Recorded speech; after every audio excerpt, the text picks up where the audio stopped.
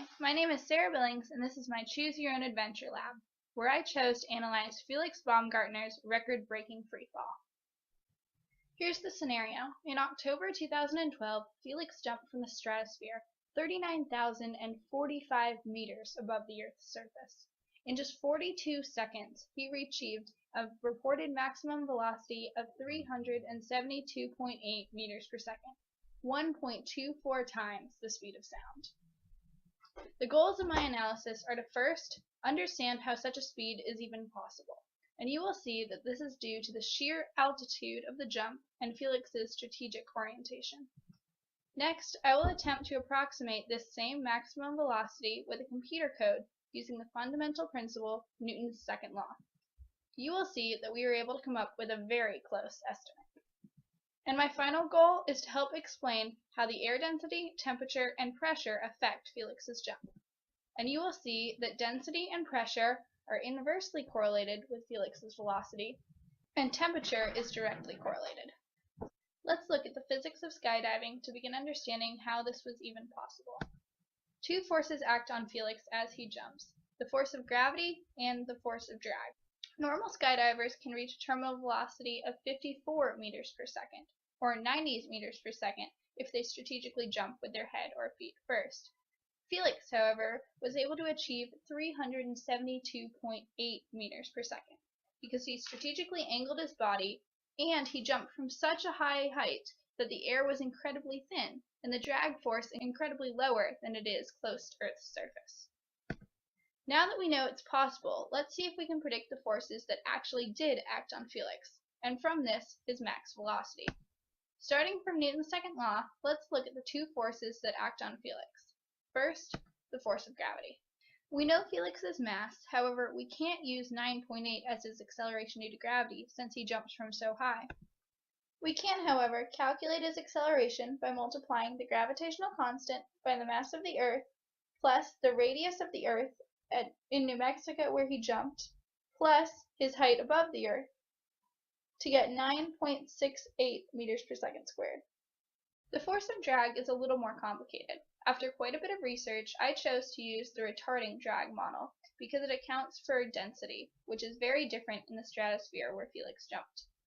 In this model, drag force equals 1/2 times the density of the atmosphere, Felix's velocity squared, the drag coefficient, which experts approximated to be 1.5, and Felix's surface area, which experts approximated to be 1.25 if Felix fell with his arms and legs spread wide. To calculate density, we use this series of equations provided by NASA.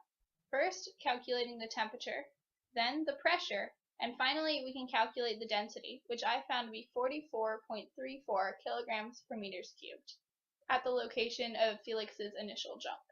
When we put this into our computer model, we will program the density to change based on Felix's height at each iteration.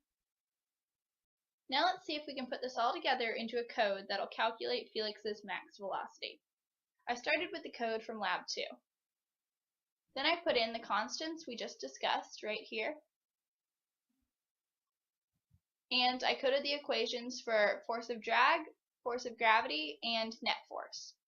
I also included the equations for Newton's second law and updating Felix's position. Finally, I told the code to print out Felix's velocity and position until 42 seconds have passed, which is the time we were looking to calculate Felix's max velocity. Let's watch our model run. Here you can see the predicted final velocity and position of Felix. The final velocity, 342 meters per second, is smaller than the reported 372 meters per second. So let's look back at the code and see if we can change anything to get a better estimate. After further research, I found out that Felix didn't fall with his arms and legs spread. He fell in a more compact orientation to minimize his surface area and maximize his velocity. So I needed to alter this number. I tried cutting the surface area in half to 0.6. And when I run the code now, you can see that it makes a much better projection. 373 meters per second, very close to our 372.8 meters per second that was reported. Let's look back at our third goal and try and determine how the air density, temperature, and pressure of the stratosphere affected his fall. You can see from these equations that the air density and pressure are going to be directly related to the drag force, while the temperature is going to be inversely related to the drag force. Therefore, if you increase density or pressure, you would decrease Felix's velocity, while if you increase temperature, you would increase Felix's velocity. In conclusion, Felix's fall not only makes sense physically through analysis using Newton's second law, it is clearly a remarkable human achievement. One final point that I found interesting. Although Felix broke the record for highest jump, he didn't break the record for longest free fall. I believe this may be part to the added mass from his pressure suit, leading to a faster terminal velocity. However, the real answer will have to be left to future investigation. Thank you.